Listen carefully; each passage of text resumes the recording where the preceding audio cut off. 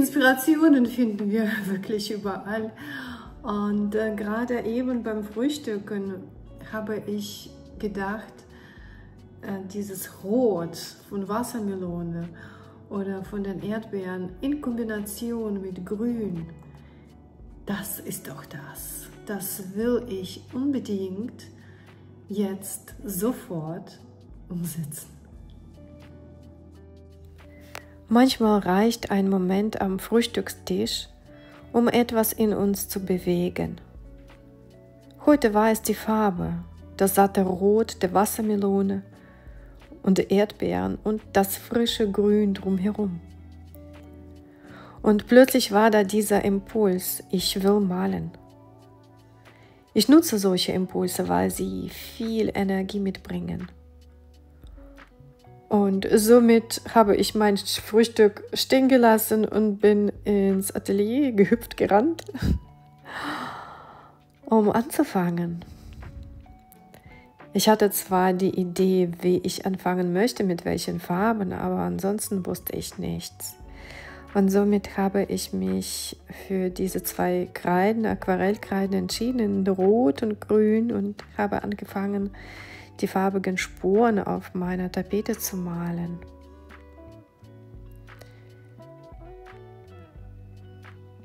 Diesmal aber war etwas anders als sonst. Ich bin gestrauchelt, ich war frustriert, ich wollte aufgeben. Und doch bin ich dran geblieben. Ich möchte dich mitnehmen auf diese Reise voller Höhen und Tiefen.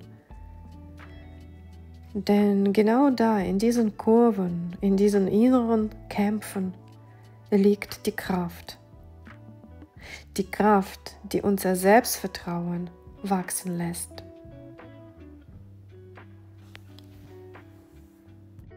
Komme mit mir auf diese Reise, lehne dich zurück, entspanne und genieße diesen Film und lass dich inspirieren.